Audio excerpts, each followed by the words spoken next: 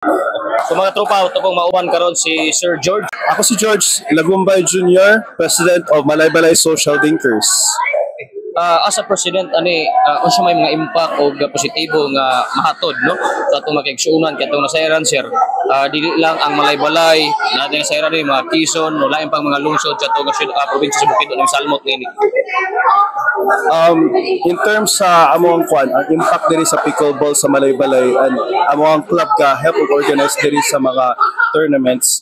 It also help the economy sa Malaybalay in terms of kanang mga dayo, mga laing tao na makabisita sa Malaybalay, makita nila unsa kanindot diri sa lugar nato, unsa ka pes, unsa ka bugnaw, makita nila lami kay dulaan pickleball po din diri. Makapromote po ni siya og health, wellness and fitness diri sa Malaybalay City ang pickleball, and it's very beginner friendly. So halos tanan, welcome to all gyud ang pickleball, and it's growing na gyud across the Philippines, especially diri sa Malaybalay. Amo gyud gi promote ang pickleball para gyud sa kamaayuhan sa tanan as a whole, sa mga gusto gyud og social games o social na fitness. Mo gyud ni siyang pickleball ang fastest growing sport sa not only US pati sa Philippines na pod from what I've heard.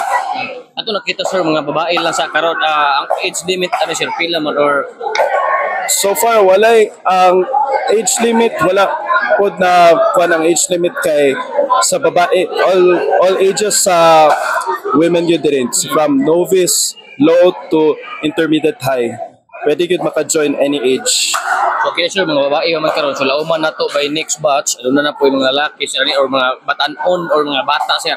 Oo, nanapod na siya na apil na siya sa pipeline next year sa pickleball tournaments. Open na po, ang sunod na po na plan is open to all na po din na siya na tournament.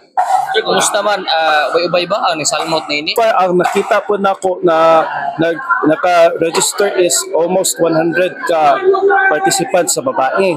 So gikan pa gyud ni sila sa Kibawe, sa uban sa Iligan, sa Cotabato. So dakan gyud interesado gyapon mo join bisag all women's lang diri sa Malaybalay tournament. So first time rin nahitabo sa Malaybalay karon? Or na? First time pa sa among pag-host is first time pa gyud ang all women's karon with the help of Kuya Jason Ayala, Council. Sir, bising ano na kay ipaabot sa itong mga katawad labi naghiligon ani nga dula sir. By next year na mo second batch. Pwede sir tawagan na to. Invite ta mo sunod sa among next na tournament next year, bigger prizes, better trophies o medals amo i-upgrade para po gyud ma-interesado tanan from all classes, from all ages of all genders, and para po gyud na ma-excite ang mga tao mo join diri. Mo to amo i-improve na namo ang next namo na tournaments na Malaybalay. Wala ba tayong mga inter-agency sir like kami, agency? Apil na po tanan agent na po yung mga inter-agencies na plan po namo. Inter-office na mga tournaments po na apil na po na sa among plano gyapon. So more tournaments to come, like pag tournaments next year.